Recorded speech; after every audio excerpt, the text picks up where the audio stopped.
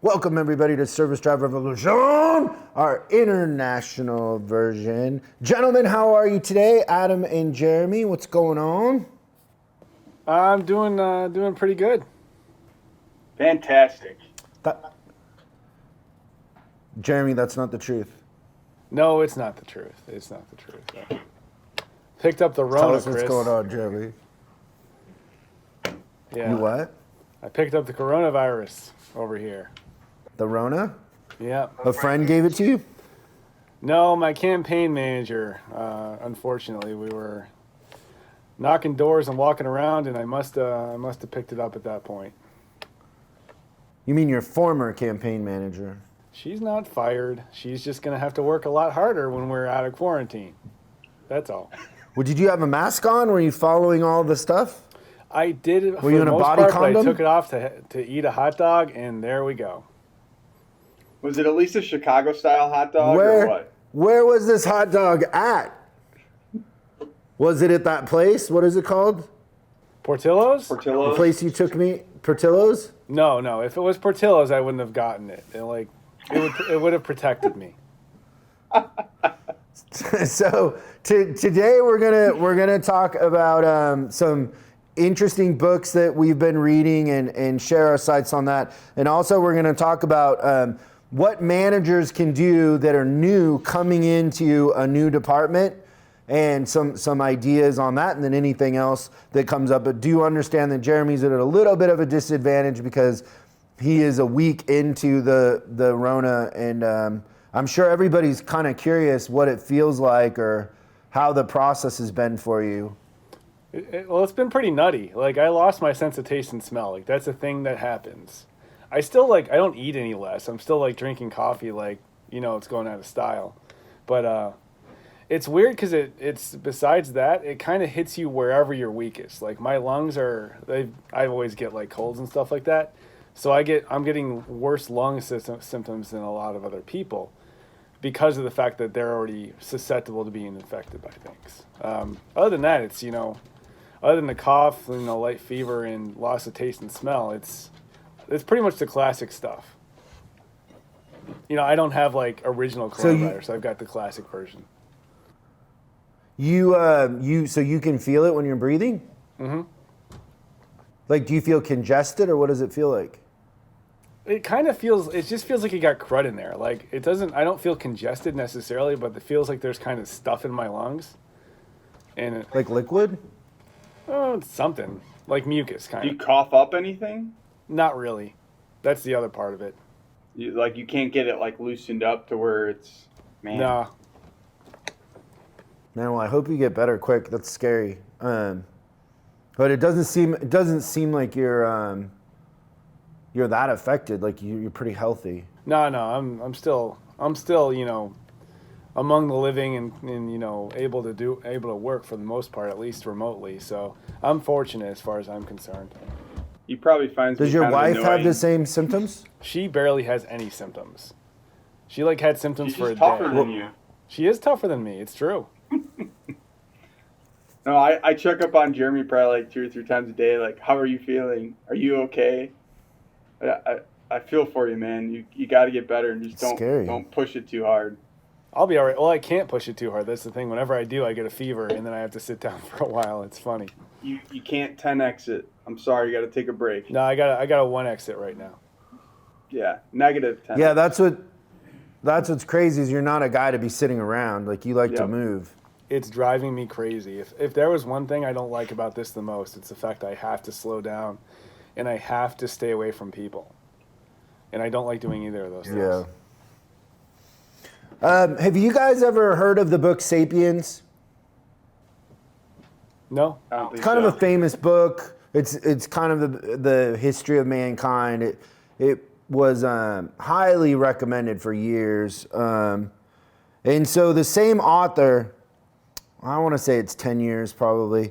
The same author, Yuval Noah Harari, that's his name.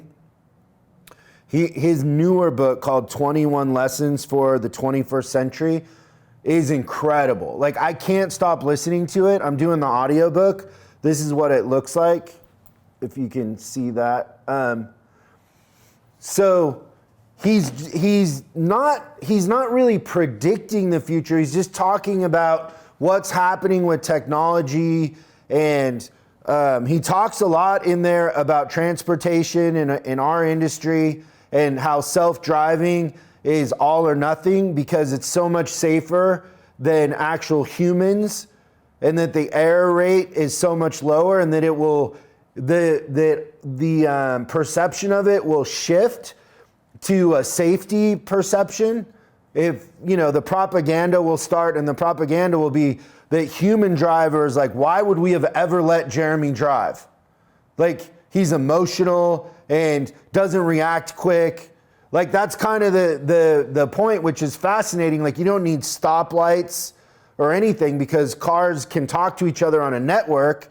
And then once they're on a network, it changes everything. The other thing, he gives an analogy in there about eventually, like, you'll go to Google, and Google reads all your emails, hears everything you're doing, knows you better than anybody else, and you'll say, Google, help me find a wife. And Google will serve up 2 or 3 options, and then Google will be like, so here's the best option for you, number 1, but I know you're gonna prefer number 2 because you like whatever, people that abuse you or narcissists or whatever. So go ahead and try number 2, but just know when you're done with that mistake, number 1, you value attractiveness or looks too much, but this is the perfect match for you. And like how AI and the network will change how we do things, how we learn, how we approach everything because of the information that's non-emotional. Because a lot of the decisions that we make are emotional or reactive, and the AI has no emotion. But they're trying to build into AI that it understands our emotion, that we have it, because there's a gap between the way we make decisions and how AI would see the black and white of it. Yeah, it's fascinating. Like, he's such a good writer too. Like, it's one of those books, like, you don't want it to end because it's so good. I haven't had a book like that in a while. But don't you think that's a little too much? Don't you think, like, having that type of machine learning and like that experience is just a little too much? He talks about that in there, in that we aren't emotionally equipped to be that advanced. Okay. In that the gap is going to be the emotions, right? Like I was overhearing a conversation yesterday, and somebody was talking about their kid and how they're functioning during this and how their kid is having anxiety. And you're going through the conversation, you're thinking the whole time like, oh, this kid's in high school or whatever. The kid's in 4th grade and they've diagnosed him with anxiety. Oh my God. That's like, it's nuts because, and that's all a reflection of technology and the image that you put out there on social media, how you feel behind, you feel inadequate. Most of anxiety is caused by your vision of yourself and then your vision of how other people see you not matching, right? And so he talks about that in the book, how emotionally we're going to have access to the right answers, but we won't want them because they're too black and white. I could see that. We're just not ready. Yeah. It's that you guys mindset would that love has to it. change. I've got it written down. I'm going to check it out. You said you got it in an audio book? Yeah, it's book? great. Yeah, he reads it too. So there's a great interview he does on that Lex podcast. So the guy from MIT, Lex, his podcast, that's where I saw it. And I'd started Sapiens and I never got through it. I just kind of was like, yeah, okay, that makes sense. But this book is really good.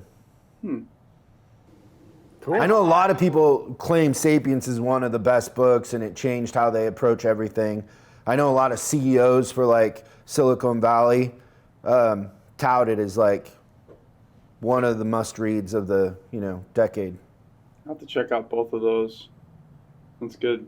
I always think it's funny when somebody like says like, you know, and then I get the book and I'm like, maybe I'm just not as smart as everybody else. I don't know. Like, I can't get through it. I'm bored. My ADD kicks in and I'm thinking about Seahawks and football or whatever. I just can't stick with it, you know? Yeah, well, we don't talk about football around here either. Only because you're a hurt girlfriend? Your feelings are hurt? We just can't get any sort of offensive line or offense, period. Now they're saying I told you guys, or maybe it wasn't you, but you know the guy who cuts my hair, Homer, he's a huge Bears fan. He's from Illinois. And I was so glad when you guys got a Fetty. Most people watching this don't care about this, but he was an offensive lineman for the Seahawks, always offsides, or, you know, what do they call it on offense? A false start. The worst. I was like, we should pay the 49ers to take him because they're our rival, but you guys picked him up and paid him, and he's terrible. Yep. But everything Nobody called me and asked me. They didn't call me and ask me. I would have told them. We'll tell Pace to give you a call. What are you reading, Jeremy, or are you? What's that? Can you concentrate with the Rona? Can you like go through a book? Yeah, for a time I can. Yeah, I can. Yeah. But is it my turn? I should go into my book. I'm still finishing with my political thought one, but which is actually really good. But anyway, my next book is going to be Persuasion by Robert Cialdini. Yeah, I like how he kind of changes the message for this book so far. Like the first one, Influence, was kind of about here's the influence techniques people are trying to use against you, and here's how to resist them.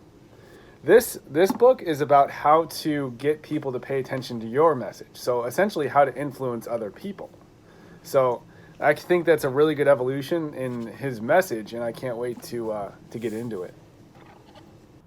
Yeah, it's a great book. I was in a mastermind with him, and we talked a lot about that book. That book took him 15 years to write, and it's great.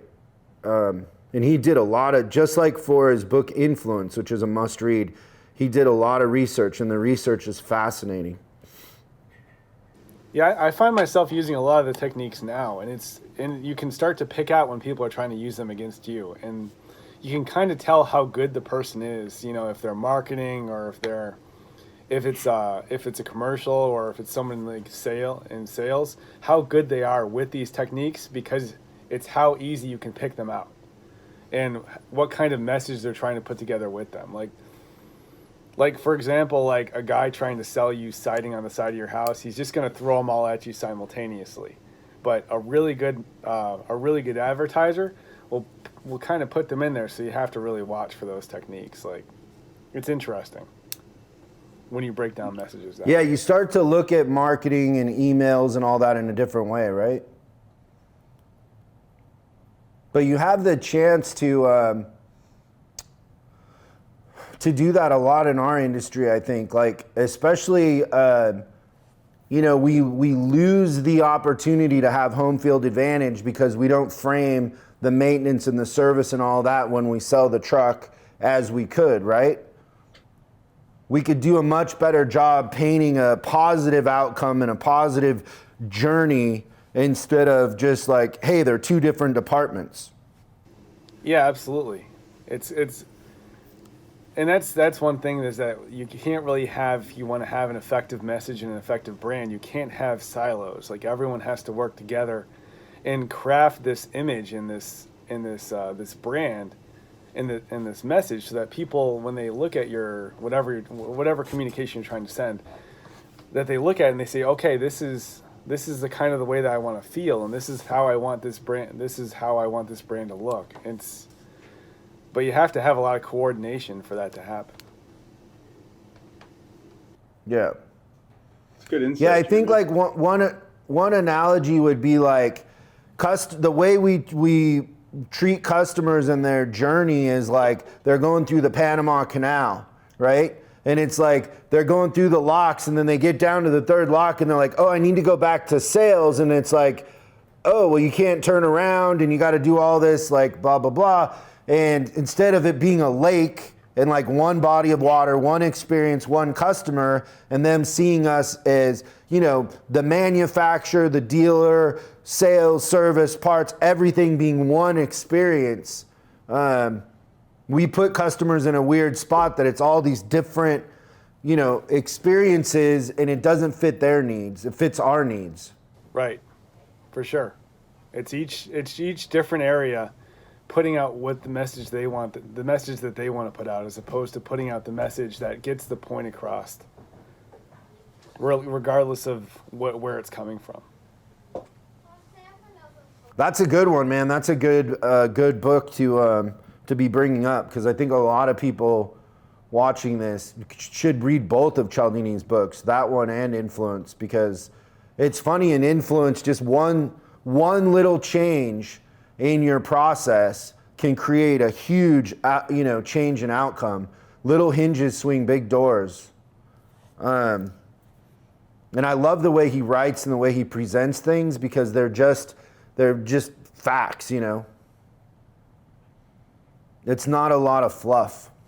Well, he's like, I'm this guy, and I did a lot of research on this topic, and this is what's happening, as opposed to kind of leaning on his experience and being like, you should listen to what I have to say. He's like, these are the concepts.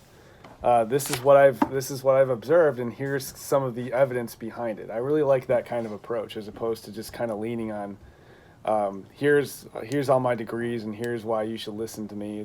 He just puts it out there, and it's really easy to understand. Two of my favorite examples from Influence are the piano store. Do you guys remember that one?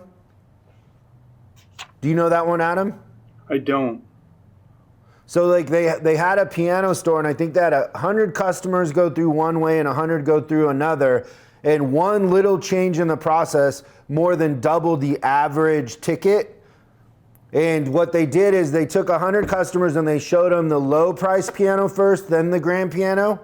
And then they did it the other way, and they showed them the grand piano first, then walked them down in price. And the ones that saw the flagship, the grand piano first, spent twice as much as the customers that were showed the low price item first. Which is fascinating, right? And then the other one is the waiters with tips. And same thing with the charity, is like when they bring the bill, they're like, hey, I put a couple mints in there for you, or giving them more than 1 mint per, increase the amount of tips by, and same thing with the charity thing, is opening a Coke for somebody before you ask for money and saying, hey, you looked thirsty, showing a little empathy, and then giving them the Coke. Completely changed the amount of money that was donated to the charity by a dramatic amount. Just showing that empathy. Yeah, it's a great book. You guys are just giving me a lot of homework. This is great. They're all on audiobook, so yeah, no, this is gonna be good for when we're traveling down to Nashville or going down for hunting. I've got a lot of time to kill on windshield time. I need to get caught up on SDR. Honestly, you've got a lot of good stuff out there that I've been having questions about that I need to get caught up on. Yeah. Like what? What to do as a young service manager. I think I'm really excited about that, because that's a big question I have from a lot of other managers. Like, okay, I'm kind of new. How do I get the respect of my older technicians, and how do I get like everyone on board with me? And that's a big question of mine. So I'm looking forward to listening to that episode and kind of seeing what your perspective is on it. Yeah, I think that anybody new coming in, I would do the 1 hour of labor exercise at the beginning of the service manager training on the platform. And I would understand how a service department works, how the financials work, and whether your general manager or owner tell you or not, you're being graded on that. And so I find that a lot of service managers come in and they're driving without a steering wheel, thinking that that's okay, thinking that profitability isn't important, that the customer experience isn't important, and how the two are connected. And there's basically two outcomes as a service manager, and you need to understand that whether it's verbalized or not, you're graded on the profitability of your department and the customer experience. And you need to work backwards from there, not kind of try to fumble your way into it. You need to start with intention and understanding those two things. And the customer experience drives profitability, and you need to understand both. And so, in less than an hour, you can understand how the financials work, and it's not complicated. Everybody that says, I've been doing this for 15 years and I don't understand the financial, I promise you'll understand it by the end of that, because our job, the three of us here, is to make these things easy for you. And so we present it in a way that's easy and you'll understand, but now you have a reference point of where to start, and then everything else becomes easier. Your decisions become easier, what you focus on becomes easier, what you need to accomplish becomes easier because you have a clear path. And if you don't have a clear path and you just come into a new department and everybody's telling you everything that's wrong, you're going to get caught up chasing the wrong things, and you'll never actually build a foundation and build something that's scalable and long term. You'll just be playing whack-a-mole. And your job as a manager is to be the leader. And if they're telling you and you're fixing their fires and fixing everything that everybody around you deems to be important, you're not a leader, you're a follower. So we want to very quickly get you to a point of authority where you can lead with confidence and know what you're doing and be effective. And so that's where I would start with those two things, the customer experience and the profitability, and they go hand in hand. If you're not taking care of customers, you're not going to have a profitable department very long. If I could use a sports analogy, I think it's kind of like if you're coming in as a football coach and you don't know that you need to get 10 yards for a first down. Like, essentially, if you don't understand what the yardstick is and what you're being measured by, you're just gonna run pass plays all the time and kind of, I think we got there. All right, good job, everybody. Let's try it again. And you can't have a strategy until you understand the playing field. Yep. What is it Madden says? The secret to football is scoring more than the opponent. Like, it's pretty simple at the end of the day, but we make it complicated. But the outcome of doing the basics and understanding the basics and turnovers and getting a yard for a first down and all that, that's what adds up to wins. Absolutely. Do you think that sometimes folks, even with the analogy, that people focus too much on those turnovers and those problems and challenges, that playing into that victim role, I just can't do this because of X, Y, and Z, and they'll keep trying but not really going back to see, okay, what is actually contributing to that to overcome some of those turnovers or challenges? Well, yeah, but I think, Adam, one thing, and I think this will resonate with you, is one thing that happens is if you're a new manager coming in and you focus on turnovers, the focus of the turnovers become the culture, and your culture becomes failure, and you just get more of the same thing. Instead of fixing your culture, and the outcome of the culture is we take care of the ball. Yep. Right? And so you got to understand how the department works. You got to understand the financials and the customer experience. And then if your culture is to take care of the customers and make a profit while you're doing it, then all the little things like calling people back and quality controlling your work and all that become part of the culture. But if you were just focused on quality control and you didn't have the full picture, you're just playing whack-a-mole and there's no real outcome. That always becomes your leader, and you're always being led instead of being the one leading. You're always the follower in that sense. And I think that's what happens to new managers coming in, and why oftentimes I see so much turnover is because they never really get a hold and build a foundation that's scalable. You should build a department that the systems and the processes are scalable and they're self-managing in a way. Like the culture, if you focus on the culture, then everything else becomes very obvious. And your job as the leader is to create the vision and put the right people inside of that vision and culture. Yeah. I like it. Well, the thing is I feel like it's such a simple and easy executable concept, right? When we talk about setting up the culture for success, I just noticed that some of the locations that we work with, it's just like they're stumbling blocks. They know what they want to achieve. They understand that having a good environment is crucial, but it's like I feel like sometimes it's just the steps to getting there. Either they're tripping over themselves, whether there's ego or bureaucracy. I don't know. Like, it's just kind of an interesting kind of like concept. I just don't know if it's, in our environment, can we just push that stuff aside and really just get down to putting things on maybe on paper or whatever. Like that's why I started with the whole humanocracy and making sure that's my book, by the way, by Gary Hamlin, talking about driving and maximizing human contribution into the workforce. In these teams How do you and spell environment. Humanocracy. HUMAN. Sounds like a made up word. Yeah, it probably is. OCRACY. Democracy, humanocracy. What I do kind of what I like about it, and I just started a few days ago, is just it resonates with me on driving, your people into having them contribute and taking away that bureaucracy. I think there's all certain levels. I don't care where you're at in egos, and I think we've talked about that even from the beginning and trying to put that type of stuff aside.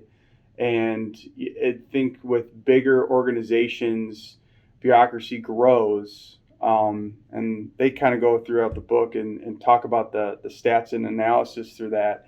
But really driving down to what you said and what we're kind of talking about there is in this environment of a dealership, and we have a new service manager or advisor, coming into it. I think that really resonates in talking about customer experience, but also knowing what you're driving to a profitability standpoint. And we're in our realm, obviously always talking about turning trucks and repair velocity. It all ties together. And I just feel like sometimes we try to, and in industry in certain cases, try to find more excuses maybe, I don't know, or taking certain types of challenges and bottlenecks as like, well, that's what it kind of is, instead of just driving through it and pushing it across some of those challenges and bottlenecks. And if we can just take some time and go through that to create a plan or a strategy. And I think that's what we're trying to do here as well, and try to help support the network on we're all in this together, right? But I just kind of find it very interesting that I even in our current environment, I still feel like we've got, our industry is still struggling so hard. And whether it is a new service manager and why do we maybe let them flounder as an industry on trying to understand experience and some of the profitability and those measurements of 1 hour of labor, or if a service advisor, even in this environment, why do we let them flounder? I feel like they're floundering, I guess. Maybe that's just my perception. Yeah, but I think that's the thing that we do to service managers as an industry is they come in and first of all, in a lot of dealerships, service is a necessary evil, but it's not embraced from the top, right? And then the second thing that happens is we tell them, get us more gross, get us more gross. And so we tell a service manager, get me gross, but gross isn't a measurement of success. You can outspend your way into gross. So you can give away a bunch of stuff and raise your gross and not be profitable. And so what we do is we confuse the managers by not giving them clear direction and a clear outcome, that we want to have the quickest turn and we want to be profitable and we want customers to love us and come back. Now that's a simple thing. So now if that's what we're doing and all the techs understand that and the advisors understand that, and there's a clear measurable and we're trying to beat that measurable and be the best at that measurable, then it gets pretty easy, because it isn't a lack of talent. It isn't that these managers aren't talented and that the advisors aren't talented. It's that they're mismanaged and they don't have a clear common goal. If they have a clear common goal and they're all working towards something and that goal benefits the industry and the customer, right? But we can change the industry. We can change the perception and understanding what is it our customers are trying to do. Well, they're trying to get things all over the country back and forth and deliver. And so how do we make it easier for them and protect their uptime and keep them moving? And if that's our goal and we're measuring it and tracking it, then it's pretty easy. One thing that you were just mentioned in there, Chris, I think is really crucial when we are sharing that vision and those goals. I think sharing, I kind of joke around with the team, sharing is caring, but I think it's communicating those and over communicating to ensuring that it's bestowed into the culture though, right? We can't just say it once and then expect everybody to kind of that trickle down effect. Yeah, but I mean, how many times do we run into a manager that doesn't want to post, doesn't even want to be honest about the production in the shop? I don't have to make the technicians flat rate. I don't have to do anything but have a hierarchy of performance out in the shop and just start showing what the production is. The shop is a production facility. It's not a country club. I don't what else is it but it's a factory for selling time. And so there's that story, and I think it was Carnegie, one of the early American, rich founders of industry, had a factory that was making, I think, tractors or something. And he had two shifts. He had a day shift and a night shift. And he walks out during the day shift and he just writes a 2 in chalk in the middle of the floor. And everybody's like, what's the 2? What's the 2? He goes, that's what the night shift did. And then in the night shift, he goes and he writes 3. And they're like, what's that? What's that? He goes, that's what the day shift did. He just keeps doing that. Meanwhile, they both start getting to 10 a shift. And he goes from making 4 a day to 20 a day. And he never paid anybody anymore. All he did is collectively the competition between the two. And most shops are made up of men, and men we're hierarchical. We like a scoreboard. That's why we love sports, hunting, all of the things that we love. It's because there's a hierarchy of performance and we know where we sit, right? So just being honest about what the production is without an indictment, without trying to make anybody feel weird, it's so weird that that's a struggle for us as an industry in a lot of places. Yeah, I think one point that you brought up in there is honest, and I think we need to be honest with ourselves. If our numbers are not good today, as long as we're honest with ourselves and looking at that and sharing that, and then having and setting those goals to be bringing them up.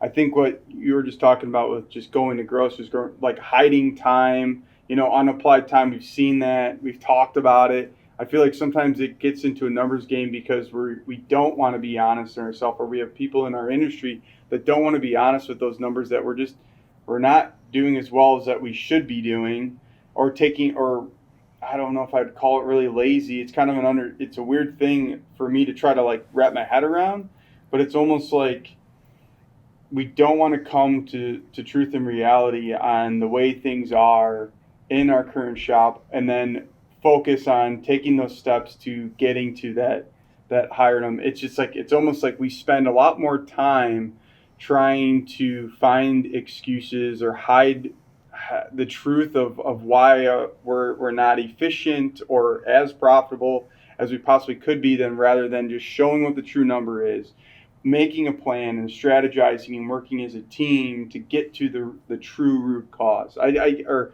the root of getting to that success or those goals. It's weird. And I think sometimes it goes back to what we started in our discussion is emotion. I don't know. I think that what happens is we're not honest with ourselves in a lot of ways when we talk about this. Because what we're saying by our actions is that we don't believe in our team. We think that our team is so bad that if we told them the truth, they wouldn't have a clue. They wouldn't be able to get themselves out of a wet paper bag. But I've never seen that be the case. Whenever I've gone into a service department and I get all the texts around and I'm like, hey, you guys, we got to talk about some numbers. And I'm like, here's the unapplied time. And then somebody in the front will be like, well, what does unapplied mean? How's it calculated? And then you explain it to them. And you're like, and so here's our production and we're paying out more than we're producing. And you start explaining it and they ask questions. And then somebody will be embarrassed to ask a question. They'll come up later and they'll go, you got a minute? Can you explain that to me again? And all of a sudden, everybody starts to get better and they start to talk about it. And there'll be a couple people that shouldn't be there, that don't care and, would rather the place burn down than actually do work. And that's okay. They start to stick out like a sore thumb because most of the time, the people you have are talented. You're not spending the time to ask them, how do we get better? But if you have 10 people in a room and you say, how do we get better? If only 3 of them want to get better, you're going to get better. Nothing can stop you at some point. When more than 2 people decide on something and that's going to be their goal, you can't stop it. But we keep these secrets. We're like in our office, doing email, on Facebook or whatever's happening, and get out and go spend an hour showing them what unapplied is. Put up a dry erase board and put up numbers every day. Here's how many hours we did yesterday, right? It's, you're saying that your team is so bad that they're not capable of doing anything good by not involving them in the process, right? And then that team is a reflection of you because it's your team. If you're the manager, that's your team. I couldn't agree more. And I think what's interesting, and, we talk about suggestions for incoming managers because we're seeing like the attrition rate from service advisors, service managers, and even quite frankly, technicians in this industry are all across the board, right? So it's almost like, for our core teams or just for the teams in general, not only like 1 hour of labor and going through and understanding that and focusing on the customer's experience, but taking 1 hour or something a week or whatever to just review with your team, right? Maybe, educating or discussing the business and having them and cultivating that type of behavior can truly make that solid core team. I'm not saying nobody does it, but I just think that having that out in the open, if people are not doing that today, maybe start doing that, because I like what you're saying. It's like I say this all the time. I don't think anybody that is not performing or is profitable, I don't think anybody comes into work and saying, hey, I just want to fail today, or we want to suck or whatever. Nobody does that. I just think that if people were more aware or educated on the current state, they'll ask those questions like you said. They'll be curious, and you'll have I call them a couple turds here or there, but like you'll have most of the team wanting to see how they can contribute to being that, successful overall team, and just maybe some of those little steps of starting to have those conversations of the business and how they contribute to the business and that bottom line and the customer experience. You'll cultivate that type of, positive culture, right? Yeah. I don't know how many times, Adam, it's happened to me in my career, but I remember one time I was at this dealership and I'm in the service manager's office, and the manager and the general manager are in there, and they're talking about getting rid of the shop foreman and that they're going to fire the shop foreman. And let's just say the shop foreman's name was Joe or whatever, right? So they're talking about it, and at some point I was just like, the way they were talking about it just seemed odd to me, and I go, hey, just out of curiosity, does Joe know all of these things that you guys are talking about, that he doesn't work with techs, he's not filling out the sheet, he's not doing this? And they looked at each other and they're like, no, probably not. I go, I'll be right back. And I go and get Joe and I sit him down. I go, Joe, what do you think we're talking about for the last hour? And he's like, oh, I don't know. And I go, we're talking about firing you. And he turns like white. And he's like, what do you mean? Joe's still there to this day. Nobody was giving Joe clear direction. Like you said, Joe didn't wake up every day and go, hey, I'm going to go screw off. He needed to be led. He needed to be told what to do and held accountable to do it. And then he got better. And then when he got better, the techs under him got better. He started recruiting better techs. He started being more involved in the recruiting process. He had ideas, but nobody was talking to him. There's all this talent in our industry and all this wisdom, and the industry's changing so fast. If we don't bring everybody in and communicate and be honest about the challenges and what's going on, we're going to lose. We're stronger together than we are, apart. And, most service departments have 10, 12 techs and an advisor or two. Like, they know they're on the front lines, but the decisions are made in an office somewhere and nobody's involved, right? I think it's a good example, Chris. There's just something that we are better together. I think my Rona brain came up with a pretty good way to summarize this. You ready? Your what? I think Your Rona what? my Rona brain. Oh, you have a Rona brain now. Anyway, He's hallucinating. so if we could boil this down, it's three things. It's understanding the playing field. So not only being sent a sheet and looking at the numbers and being like they're good and bad, you need to understand how these numbers work and how to influence them. Define the culture. That's the number 2 one. So expectations, roles, everyone needs to know what they should be doing, and then the third point is execute. If you're not doing all three of these points, you're not going to get to the next level. But I think if you do these three things, understanding the playing field, define the culture, and then execute, I think you're going to do well as a manager. If I'm wrong here, let me know. But I think this is. I would just add one more thing, but I think that's good. The fourth one that maybe is the first one, I don't know, is you're not alone. We're here to help. You're not in this by yourself. You're not, just like you got to work with your team, everybody's going to a lot of effort to set up resources and systems for you that are proven, right? All the things that you have as a resource, the tracking for your technicians in the shop, all the things that are there are proven and work. And all you got to do is raise your hand, and everybody wants to help you. We're in this together, so you're not alone. And I think that part of procrastination and what happens to these managers is they get overwhelmed by the wrong thing. They start to feel alone, and then they just implode. You're not alone. Like, what you're facing isn't something that we haven't all faced before, and we're not making light of it. We're not saying it's easy, but we've seen it. So your team out there, just go back to the analogy of it isn't silos. Navstar, the dealer, the customer, we're all in this together.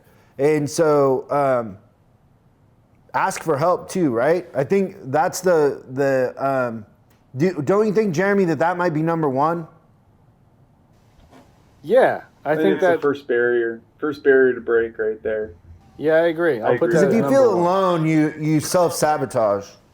Yep. No, I like that statement you made, Chris, because I think, when you seem to feel alone, you kind of get in that enclosure, right? And then it's whatever's in around you, you just keep doing that, and you get into this pit and into this corner, and you just keep getting buried and buried and buried. And I think that's huge. You're not in alone. We're here to support. The industry, the people around us are all here to really support. Like I said, we don't come into work saying, hey, I want to fail, or I'm looking forward to the next opportunity of getting buried, right? That's huge. I like that. Way to sum it up. The reason guys. why Adam can describe that is because we've all experienced it. We understand how lonely it can be sometimes. And so get out of that. Raise your hand and ask for help. Well, I also think it's you're important, not though, unique. too, is we want to learn from the network as well. I don't have all the answers. I know Jeremy doesn't have all the answers. Our company doesn't have all the answers, but I think it's truly collaborating together to formulate an answer or solution, right? I think that's huge. No, I mean, I've worked with a lot of companies, you guys, and nobody cares as much as you guys do. And also, you don't have an idealized version of things. Like, you understand that it's not easy to execute on the end. You have a lot of empathy for the people doing it, but we still, as a team, the industry's changing. We have no choice but to get better. And so that being established, let's go. We're in this together. Let's get better. And it's all about communication and being honest about the results. And Jeremy, please get better. Please get better for us. Yeah, we're worried about you. Thanks, you guys. That was great. I've already read the Cialdini book, but I'm gonna get Humanocracy, and you guys will love my book. Like, once you start it, you won't be able to stop. Yeah, it's great. Well, you said the first one was the Sapiens one, because like that one, is he trying to talk about like the beginning of time, like Homo sapiens, and then Homo sapiens? Okay. I think the outcome of this, because his stuff is very much about behavior. I think the outcome of Sapiens, and like I said, I didn't finish it. The outcome of Sapiens is that we're all monkeys. Like, we're all pretty simple and we're easy to manipulate at the end of the day. It's funny. Thanks, gentlemen. Hope you get better, Jeremy. We'll see you guys next time on Service Drive Revolution.